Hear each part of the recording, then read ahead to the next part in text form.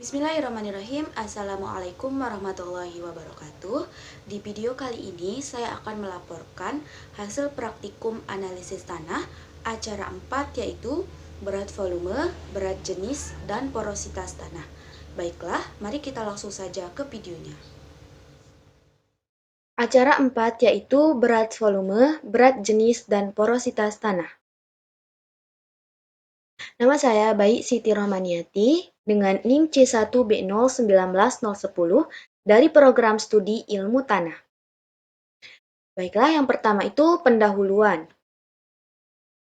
Tanah merupakan media pertumbuhan tanaman yang sangat kompleks. Agar tanaman dapat tumbuh dengan baik dan berproduksi tinggi, maka tidak hanya membutuhkan unsur hara yang cukup dan seimbang, tetapi juga memerlukan lingkungan fisik, kimia, dan biologi tanah yang sesuai sehingga akar tanaman dapat berkembang dengan bebas. Demikian juga proses fisiologisnya. Sifat fisik tanah menyangkut berat volume tanah, berat jenis tanah, porositas tanah, penyebaran pori dalam tanah, kemantapan agregat tanah, kelembapan tanah, dan sebagainya. Punitella 2011. Berat volume tanah merupakan salah satu sifat fisik tanah yang paling sering ditentukan karena keterkaitannya dengan kemudahan penetrasi akar di tanah, saluran air dan aerasi tanah, serta sifat fisik dan tanah lainnya. Berat volume tanah dipengaruhi oleh bagian rongga pori tanah, struktur tanah, pertumbuhan akar, aktivitas mikroorganisme, dan peningkatan bahan organik. Semakin tinggi pemberian bahan organik ke dalam tanah, maka berat volume akan semakin rendah, berkisar antara 1,0 sampai 1,3 gram per cm kubik. Menurut Harjowigono 2003, kandungan bahan organik yang tinggi menyebabkan tanah memiliki berat jenis butiran yang rendah. Besarnya jenis tanah pertanian berkisar antara 2,6 sampai 2,7 gram per cm kubik. Berat jenis tanah adalah massa tanah kering yang mengisi ruangan di dalam lapisan tanah. Berat jenis tanah dengan demikian merupakan massa persatuan tanah kering. Volume tersebut dalam hal ini mewakili ruangan dalam tanah yang terisi butir-butir tanah. Dalam sistem matrik, massa dan berat di permukaan bumi secara numerik dapat dihitung sebanding. Dalam hal ini, massa dari berat tanah ditunjukkan dalam satuan gram, sementara volume udara yang terkandung dalam tanah ditunjukkan dalam satuan cm kubik. Asdak 2007. Porositas tanah adalah kemampuan tanah dalam menyerap udara. Porositas tanah erat kaitannya dengan kepadatan tanah. Semakin padat tanah berarti semakin sulit untuk menyerap udara, maka porositas tanah akan semakin kecil. Sebaliknya, dengan mudah tanah menyerap udara, maka tanah tersebut memiliki porositas yang besar. Tinggi rendahnya porositas suatu tanah ini sangat berguna dalam menentukan tanaman yang cocok untuk tanah tersebut. Faktor yang mempengaruhi adalah iklim, kelembapan, dan struktur tanah. Iklim, suhu, kelembapan, sifat mengembang dan mengkerut sangat mempengaruhi porositas. Yang kedua, prosedur kerja. Langkah-langkah yang dilakukan pada praktikum kali ini yaitu yang pertama, ditimbang ring sampel tanah, yang kedua, dikeluarkan sampel tanah dari ring, yang ketiga, ditimbang piknometer kosong, yang keempat, ditambahkan aquades ke dalam piknometer sekitar setengah piknometer. Yang kelima, ditimbang piknometer penuh air. Yang keenam, ditimbang sampel tanah sekitar 2 gram kemudian dimasukkan ke dalam piknometer kosong. Yang ketujuh, digoyangkan secara perlahan-lahan sampai larutan tidak mengeluarkan gelembung. Yang kedelapan, kemudian dibiarkan sampai endapan tanahnya terlihat jelas. Yang kesembilan, ditimbang piknometer yang terisi air plus tanah tersebut. Yang ke-10, diukur suhunya. Yang ke-11, kemudian diamati apakah sudah terlihat jelas mana endapan tanahnya. Selanjutnya itu yaitu hasil dan pembahasan. Hasil praktikum. Inilah hasil praktikum dari semua kelompok. Dari kelompok pertama itu mendapatkan sampel tanah lahan kering KLU memiliki berat jenis sebesar 2,31, berat volume 1,12, sedangkan porositasnya 52%. Yang kedua, tanah lahan kering liat memiliki berat jenis sebesar 1,02, berat volume 1,40, dan porositas 37%. Yang ketiga, tanah hutan pusuk memiliki berat jenis sebesar 1,37, berat volume 0,62, dan porositasnya sebesar 54,9%. Yang keempat, tanah 3 kali tanam padi-padi-padi memiliki berat jenis sebesar 1,7, berat volume 1,3, dan porositasnya 24%. Yang kelima, tanah 3 kali tanam padi-padi palawija memiliki berat jenis sebesar 1,3, berat volume 0,9, dan porositasnya sebesar 30%.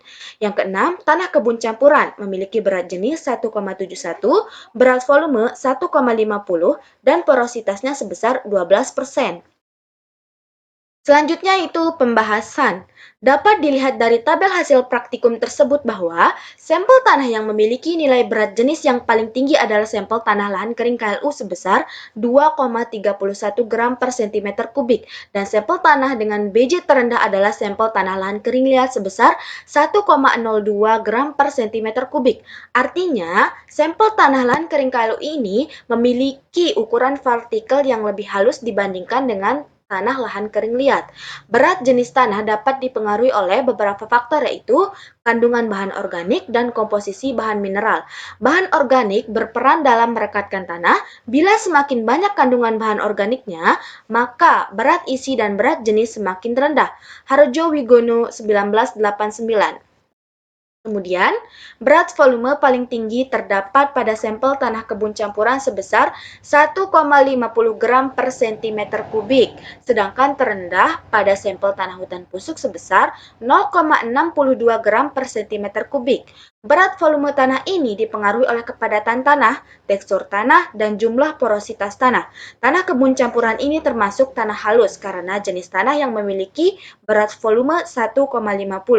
Hal ini sesuai dengan pendapat Nur Hidayati 2016 bahwa tanah berpasir dan berlempung berpasir umumnya memiliki berat isi yang berkisar antara 1,2 sampai 1,8 gram per cm kubik, sedangkan tanah yang lebih halus umumnya kisaran berat isinya antara 1,0 sampai 1,6 gram per cm kubik.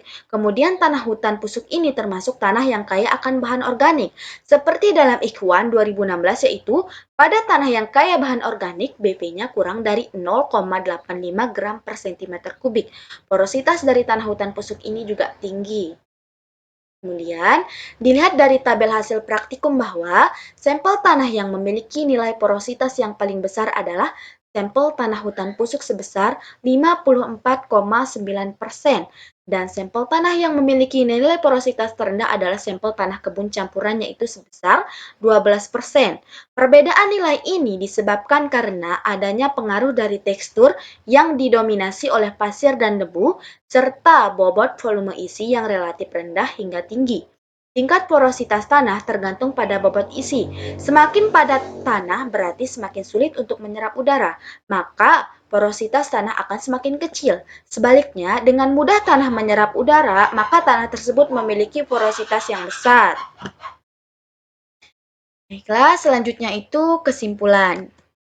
Jadi, kesimpulan dari praktikum analisis tanah acara 4 ini adalah yaitu yang pertama, sampel tanah lahan kering KLU sebesar 2,31 gram per cm kubik memiliki nilai BJ paling tinggi dari semua sampel dan sampel tanah dengan BJ terendah adalah sampel tanah lahan kering liat sebesar 1,02 gram per cm kubik.